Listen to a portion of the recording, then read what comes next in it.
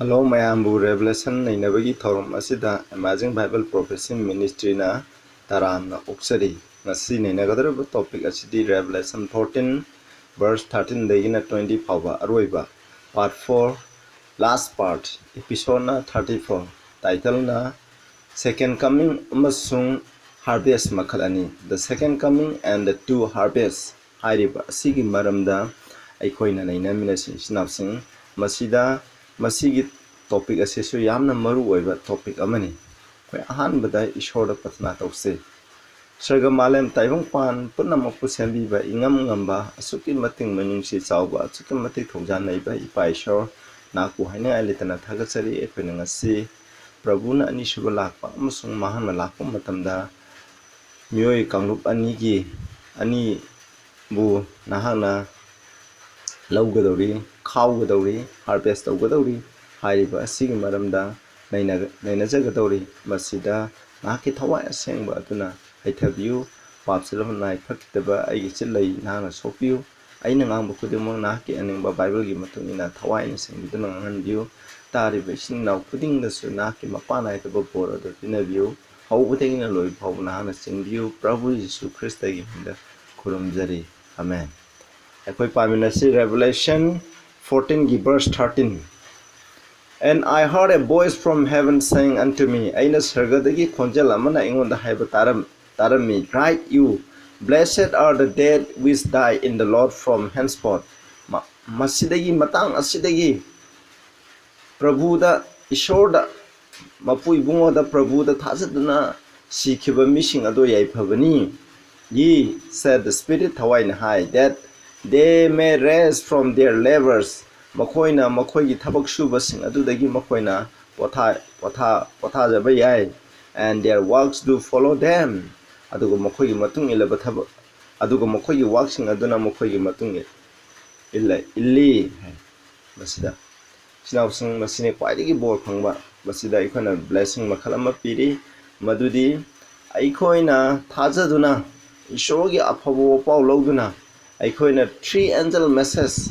Aikoina Mamang datang kriba 3 angel messages, first angel message, second angel message, aduga ahum super sarga duki wapau sing ase taraga masiga sumba se loksalaga sikhiba mishing ado yai phabani hai aduga mamang da so koina Prabhu Yesu Christ thajaraga sikhiba mishing ado yai phabani maramdi makoina taingpanda ishogi damak sakhaningai gi thabak toriba myam makoina awaba khangjariba myam ado dudagi makoina pothajare adubu makoigi thabakti makoina sikhiba matungda adam chatha hogani haibase masini aduna aikosu ishona masida bor makhalama piri hairiba bor makhala se aikoina kaugumsi aikosu Prabhu da thajaraga sikhiba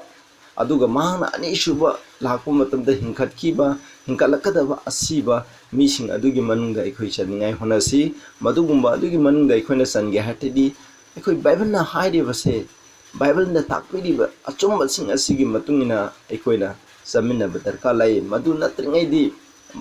aikoina masigumba ishora thadaraga siduna hinkalakhoje oiba ngamoy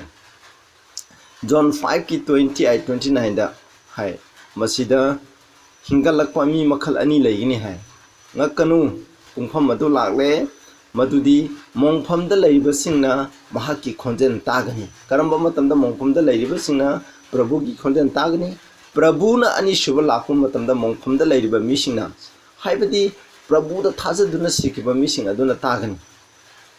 and shall come forth tholakani they that have done good unto the resurrection of life afaba tawkiba Prabhu gi afaba pau gi matungina Prabhu da thajaduna sikhiba singchuna afaba hingalakpa ahingba lomba naidaba hingalakpa aduda phangani they that have done evil fataba tawbasing aduna unto the resurrection of damnation makoibu maran siningai gi makoibu tumna manghaningai gi adugumba hingatpa aduda hingalakani hai basida asibasing hingatpadi aikoina millennium gi matungda hoigini hoi Prabhu na ahamba lakpa matamda partial resurrection laigini haibadi koina Prabhu bu tina nganga sikhiba Prabhu bu karemna kiba adugumba mi khara Prabhu bu hat kiba mi khara juk khudingda ishoroni gi haiben ba mi sing dubu karem kathain da duna akoi ishor laite ana usitana laigi ma mi sing ado ꯃꯊꯣꯏꯒꯤ ꯃꯔꯛꯇꯒꯤ ꯃꯤ ꯈꯔꯗ ꯍꯤꯡꯒꯠꯀꯅꯤ ꯃꯈꯣꯏꯅ ꯍꯥꯏꯈꯤꯕꯗꯣ ꯄ꯭ꯔꯚꯨꯅ ꯆꯨꯝꯃꯤ ꯍꯥꯏꯕꯗꯣ ꯎꯠꯅꯤꯡꯉꯥꯏꯒꯤꯗꯃꯛ ꯃꯗꯨꯅꯤ ꯑꯩꯈꯣꯏꯅ ꯔꯦꯚꯦꯂꯦꯁꯟꯗꯁꯨ ꯑꯩꯈꯣꯏꯅ ꯍꯥꯟꯅ chapter 1ꯗꯁꯨ ꯑꯩꯈꯣꯏꯅ ꯃꯁꯤ ꯃꯔꯝꯗ ꯅꯩꯅꯈ꯭ꯔꯦ ꯑꯃꯨꯛ ꯌꯦꯡꯁꯤ 1 Corinthians 15ꯒꯤ 52-54ꯗ ꯍꯥꯏ ꯑꯩꯈꯣꯏ ꯃꯤꯠꯅ ꯀꯨꯞꯄꯗ ꯑꯩꯈꯣꯏꯅ ꯃꯤꯀꯨꯞ ꯑꯃꯗ ꯃꯤꯠꯅ ꯈꯞꯄꯗ ꯑꯔꯣꯏꯕꯒꯤ ꯇ꯭ꯔꯝꯄꯦꯠ ꯑꯔꯣꯏꯕꯒꯤ ꯄꯦꯔꯦꯁꯤꯡꯒ ꯃꯈꯣꯜ ꯑꯗꯨ ꯇꯥꯒꯅꯤ ꯑꯗꯨꯒ ꯑꯁꯤꯕ ꯃꯤꯁꯤꯡꯅ ꯍꯤꯡꯒꯠꯀꯅꯤ ꯍꯥꯏꯕꯗꯤ ꯑꯁꯤꯕ ꯃꯤꯁꯤꯡꯗꯣ ꯑꯩꯈꯣꯏꯅ ꯑꯃꯣꯠꯄ ꯌꯥꯎꯗꯅ ꯍꯥꯏꯕꯗꯤ ꯑꯁꯤꯕ ꯂꯩꯇꯅ ꯍꯤꯡꯒꯠꯀꯅꯤ ꯑꯩꯈꯣꯏꯒꯤ ꯍꯛꯆꯥꯡ ꯑꯁꯦ ꯄꯥꯞꯅ ꯊꯟꯕ ꯑꯩꯈꯣꯏꯒꯤ ꯍꯛꯆꯥꯡ ꯁꯤꯕ ꯅꯥꯏꯕ ꯑꯩꯈꯣꯏꯒꯤ ꯍꯛꯆꯥꯡ ꯑꯁꯦ ꯑꯣꯟꯊꯣꯛꯈꯤꯒꯅꯤ ꯑꯗꯨꯒ ꯑꯩꯈꯣꯏꯒꯤ ꯑꯁꯤꯒꯨꯝꯕ ꯁꯤꯕ ꯅꯥꯏꯕ ꯍꯛꯆꯥꯡ ꯑꯁꯦ ꯁꯤꯕ ꯅꯥꯏꯗꯕ 53ꯗ ꯁꯤꯕ ꯅꯥꯏꯗꯕ ꯍꯛꯆꯥꯡ ꯑꯣꯟꯒꯅꯤ ꯑꯗꯨꯅ this mortal must put on immortality ꯑꯗꯨꯒ ꯃꯁꯤꯅꯤ ꯃꯁꯤꯗ ꯍꯥꯏꯔꯤꯕꯁꯦ ꯃꯣꯠꯄ ꯅꯥꯏꯕ ꯍꯛꯆꯥꯡ ꯑꯁꯦ ꯃꯣꯠꯇꯕꯗ ꯁꯤꯕ ꯅꯥꯏꯕ ꯍꯛꯆꯥꯡ ꯑꯁꯦ ꯁꯤꯕ ꯂꯣꯏꯕ ꯅꯥꯏꯗꯕ ꯂꯣꯝꯕ ꯅꯥꯏꯗꯕ ꯁꯤꯔꯔꯣꯏꯗꯕ ꯍꯛꯆꯥꯡ ꯑꯃꯗ ꯎꯠꯀꯅꯤ ꯍꯥꯏꯕꯁꯦ ꯃꯁꯤꯅꯤ ꯑꯁꯨꯃꯥꯏꯅ ꯇꯧꯔꯕ ꯃꯇꯨꯡꯗ ꯑꯩꯈꯣꯏꯅ ꯃꯣꯠꯂꯤꯕ ꯍꯛꯆꯥꯡꯁꯦ ꯂꯧꯊꯣꯛꯑꯒ ꯃꯣꯠꯇꯕ ꯍꯥꯏꯕꯗꯤ ꯁꯤꯕ ꯅꯥꯔꯣꯏꯗꯕ ꯍꯛꯆꯥꯡ ꯑꯃ ꯑꯩꯈꯣꯏꯅ ꯍꯥꯞꯆꯜꯂꯕ ꯃꯇꯝꯗ last ꯍꯥꯏꯖꯔꯒꯦꯀꯣ and then shall be brought to pass the saying aduga masigi matungda aroiba matunda kayani asiba haibase joy ngambana asiba sibu dosangre han aya koida asiba lairo asiba na koibu matam toina phaduna lairo habi masigi mami singa se karamba mino prabhu da thajaduna sikipa aikoina ripa kharaba verse 13 adi prabhu da matang asidagi 하이디 마품 마시데기 마시기 마통다 프라부라 타드드나 시크르바 미싱아도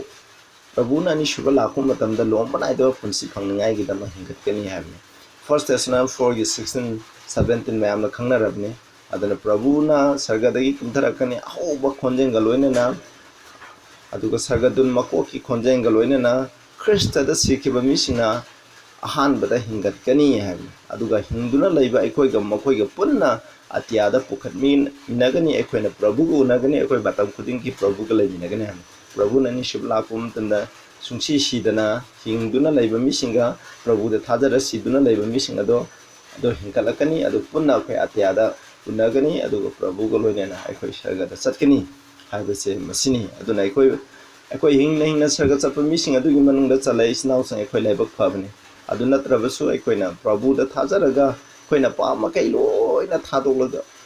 chatpa taragadi sijakiba tarabadi akoi yaipaba mi habdo oigini mathangda aroi verse 14 to 16 pamina sida masida I look and behold a white cloud aina yengami angoba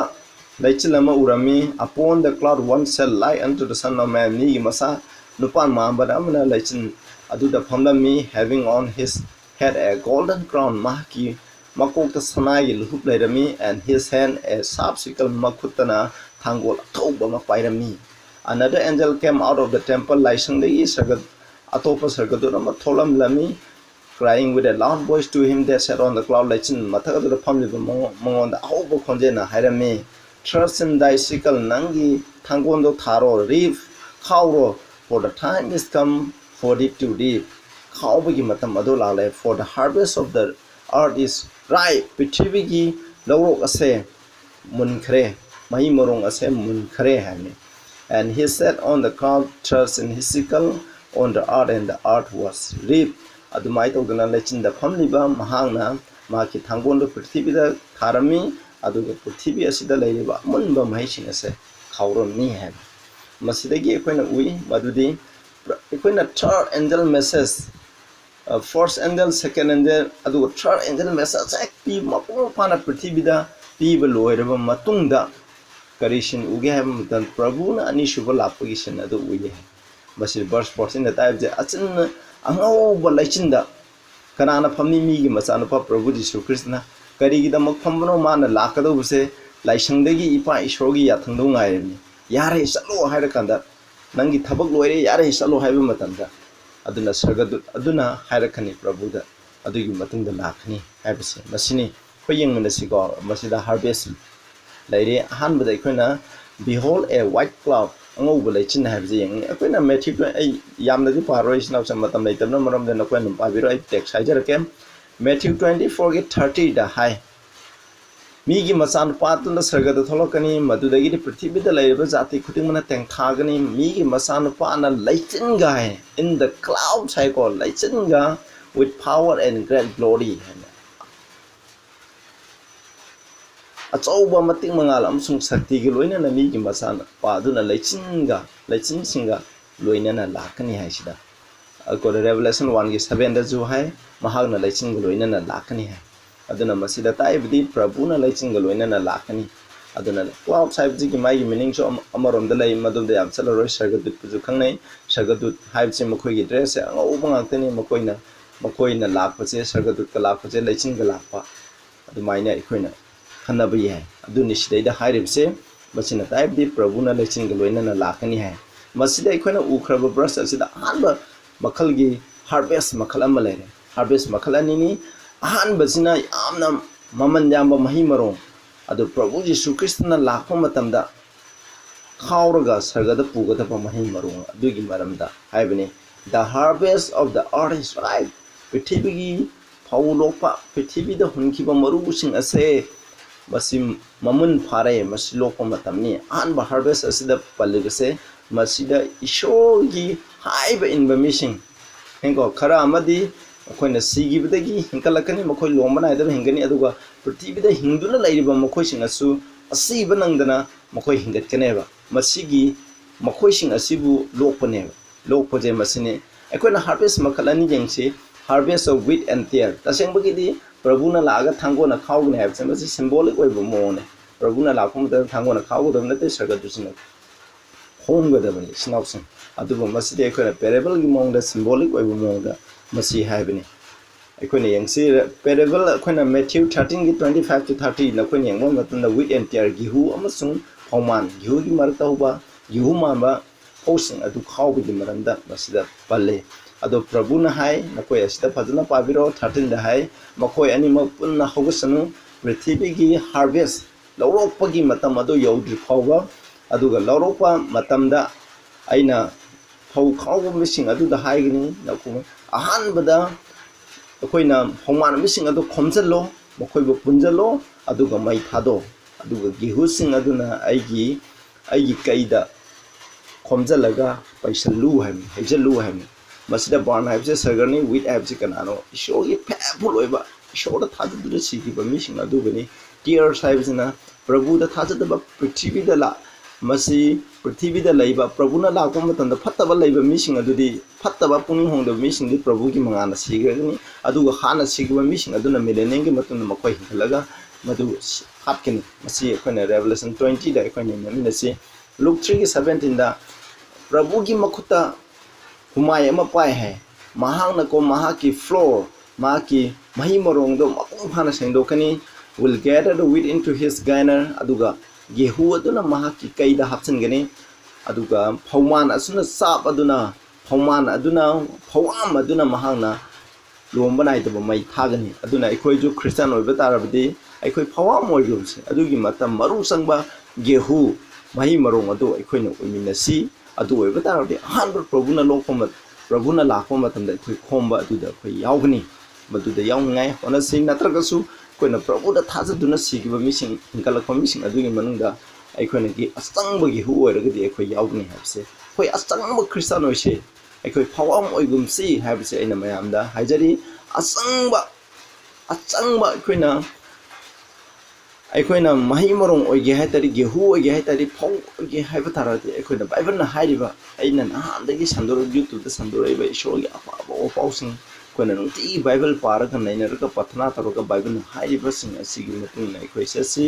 अखोइ पाबदो थादोक्सि प्रभु यीशु ख्रिस्टना पिबिबा थौजानगी मपाना महाकी शक्तिगी मपाना पाप थादोक्सि अखोइना पाप फना फत्तबा तरोमसु प्रभुदा पिसनसि अदुगा अखोइगी पुंसि मंगोंदा surrender तरोगा मेको खुदि मखा पोलगी हिंसि अदु ओइबा तारबदे अखोइ असंगबगी अदुदा ओइगनि है मथंगदा अखोइ यंगमनसे अनिसुबा मखनगी harvest हाइसे अनिसुबा मखनगी harvest असिदे गिहुनी को गिहुनी मरोइना यु अदुबुने मसे अखोइना पामिनसे अदु हाइरिबसदि गेहु नत्र जु एसे मांग ताहले रेवलेशन 14 की 17 to 20 last part अखोइ पामिनसे another angel came out of the temple which is heaven he also having a sharp sickle atopa sargodama thangol atau pai ba ma sargadagi tholpo rami, and another angel came out of the altar dagi hai masina lana pung altar dagi atop sargadurum tholpo hai, which had power over the fire. High river sargadud asidi mai gi sakti lai, cried with a loud voice to him that had the sharp sickle atop sangol pai ba adu the man hai, saying, thirst in thy sharp sickle na ki atop thangol ado tharo, gather the cluster of the vine of the earth, pithibida horiba angurgi charong sing ado khomjalo, for her grapes are fully ripe, maramdi mahaki mahi marong ase mapung phana mulle. And the angel thrust in his sickle into the earth and gathered the vine of the earth. I never said that that's not my tangol korami, the kapa missing adom gimahishing adomana komjalami, cast it into the great wine press of the red of God. Ishoya saw the you sungpam, you nampam aduda madu thadarami. Verse 20, and the wine press was trodden without the city. Chargi wamada asagi yugi you nampam adu namnami, and the blood came out of the wine press. Hidebo wine press adudagi e tholami, even unto the horse bridles. Aduga sagongi magi jatsan adu fawda by the space of 1,600 furlong. Furlong lising amaga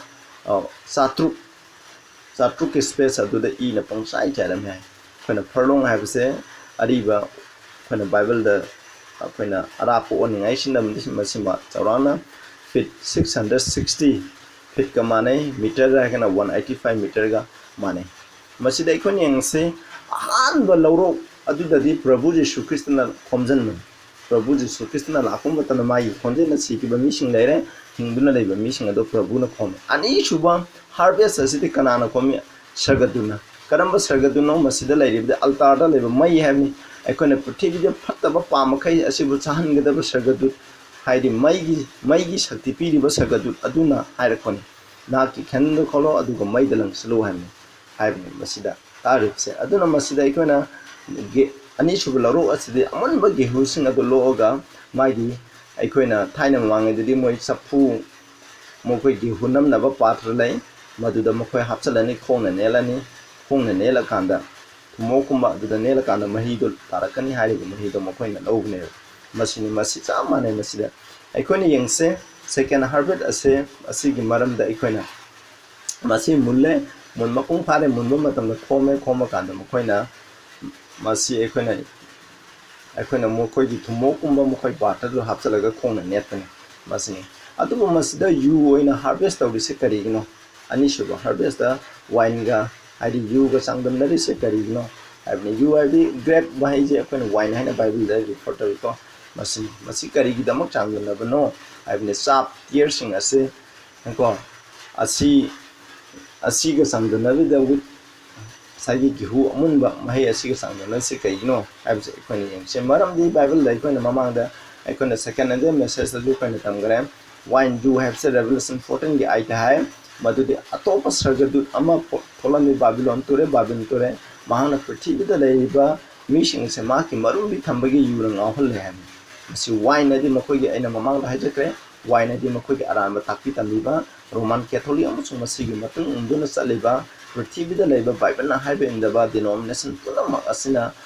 ikoni roman catholic na tapi ba aran ba takpi tamiba makoi ase le masina maram moidel makoi ngawon le ham aduga third angel message asu masida pale 14 gi 9 10 da su hai kanagumna sasibu kunuma magi kudam ado magi makutana trega marai beka phamta de mahak ishogi asabugi yu ado mahak thakani masi yanadana mahak asabugi kapta yanadana haisal hadani hai masida makoina aranba babylon gi takpi tambi bodo inbagi dama ishogi asabugi yu ado makoi thakani haina masida pale Revelation 16 to 19 da hai prithvi da leiba ja sang tugani masina ikona plague ki maram dani masina inakani babylon ado ningsing nangre mangonda ishogi asawi yu ado mongonda pire ham maram bi ikona yu thakpa have se have the babylon ki takpi tambi bodu in bane Revelation 17 ki 1 2 dai yemu ok the binati ma ising mathaka phambodo aina ui mana prithvi da leiba mising asiga marum bi ado marum bagi thabak ado tawre prithvi da leiba mising chana ma ki marum bigi yu ado thakle ham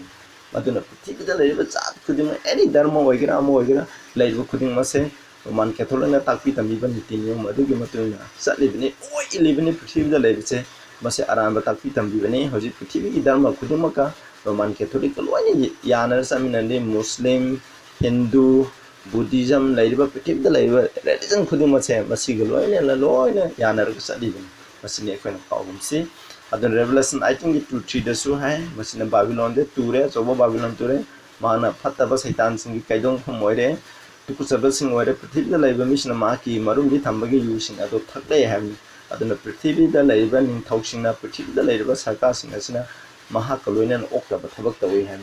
masi maram da kon revelation I think ju kona nei na kani masi okta ba thabak tawi ham di prithvi da laiba government sing asina maha haiba adugi matung ina roman catholic se aran ba takpi tambi ba bible gi oiba na ta ba bible legi rana takpi tambi do adugi matung ina sale habsin aduna asauba ishorgi asauba gi yu habse masi aikoina masida lairem masi aikoina prithvi ase aikoina prithvi asina mi khuduma prithvi da lai jat khuduma ase makoi shona haibe inbra indabra haibe do madugi sayeng di tamangni matam adu lakhani maramde mahaki minungsi shona ikodi yangbire minungsi ase loge do matam lakhani madu matung the revelation romans 12:9 the high laman khumba se aigini makoina tawbadigi matung ina aina pigini hai psalms 94:1-2 da sai o isor laman khumba je nangonda oire aduna nang nasamu uplo hai nang nasamu uplo prithvi ase nahana wailo makoina napan da mising ase makoida manado piro makoina phangba dugi manado piro phattaba mising ishona haiba tagi da mising ado makoina tawba dugi mana phangba matam ado lai madu karamba matam da prabhu na Anisuba phangba matam da ikoina lakani aduna aroi begi ikoina furlongs of blood ikoina yu sungba ngasagi angur mahido net pa matam da tholai be I masida blood haiba sigi maramdi harvest of first of matam da aksang angur gi machu je ngaksang nge masi kai ngadi I ga sangdan ne akhone grape juice I ga sangdan ne symbolize oina tawni masi kai no babylon gi ju thakpa gi demo makoina phangada budan gi I tabdo madu go akhone masi thawai camera makoina haibe in norok tsaning gi thawai camera mangdo adu gi baram da hairi bani aduna ishona ikoida roiba kaurib de jeremiah da su koi jeremiah 51:7 aita ishogi mising babylon da chakre adubu masi cyrus na tharoko matamda kallaba matung da 70 year gi captivity gi matung da medo persa gi ningthu cyrus na kallaba matung da makoi babylon de gi thola kharo haibne shona anko maram de mango da sana gi makulai masina prithvi da leiba khudimok cho ngahol le haibne babylon aine gi babylon na su prithvi makoi gi dharma makoi gi takpi tamdi bese prithvi ja khudimona mamang gi babylon do illibani adugo samane khoi ju madu de gi khona thobo haini hoji laireba khoi spiritual babylon roman catholic church amsung mahaki aramba takpi tambi basing adugi matung ne saliba aramba church sing asidegi aikoi tholoksi adoi taraga de khoina aikoi gi punsi ase kangani aikoi gi shogi asau gi yu second harvest aside aikoi yaw roi natraga di madugumba second harvest aside aikoi yawgani habase masida mek khena palishna usna koi pabiro Isaiah 48:20 da ju babylon de tholo haina pibni thaina mamang gi babylon hojik chu masini Isaiah 21:9 da su pali aduga Jeremiah 58:9 da su aimne babylon is suddenly fallen and destroyed babylon je kotak lekha tare mang kha han aseng ba spiritual babylon ju prabhu na lakum matam da tumna mang khni seven plague ase ayamna babylon gi mathak ta haidari bani akoi mathang gi chapter 15-16 naine ba matam da khangani akoi masidegi thola se koi aseng ba maru changba ishona prabhu na lakum matam da lokpa mising hingne na sarga satma natraga su prabhu da thaja duna sikiba mising mahaki kaida haibde sarga da pusan ba mising adugi manungda akoi chaningai honasi madugi da akoi matam lairi hoji akoi na pataba pa myam tawramba tarbu sinau sang akoi gi thamoi prabhu jesu krishna wanda hoji piraga akoi changjasi mangwanda kopiu haiba matam da mahana kopi gini kopi badana tan akoi gi thamoi se patgi da ba thamoi akoi gi wangang sanga lam cha saja punama se bible na haiba adugi matung na akoi hongdokpa ngambagi sakti do prabhu na akoi de phrekani prabhu ga loina na akoi na pa khode mo thadok na akoi hingbang punsi ado phangani adugumba hingba punsi ado sinau thang na akoi phaning dabra phaning ba tar de akoi prabhu da ngasai ma akoi thang pisin darse tapi di bukuding da bot pi voice na patna thakse sarga da lebe paisho yam thaga sare akoi na harvest makal ani laurok makal ani aikoina tamkhre adu akoi ahan ba laurok sing asi manung de akoi yaung ngai pangai tibiu phatke derba akoi pa tingal kani pa yor sui pa akoi na khina pham sangjere akoi gi pa khuding mana ke na pham pijari akoi gi pa sing asi na ki ina samthokpiu samthokpiu da natna aikoina makha ta bo punjda aikoina pa yaung dan hingna man biu Prabhu Jisu Christ gi de ko dere amen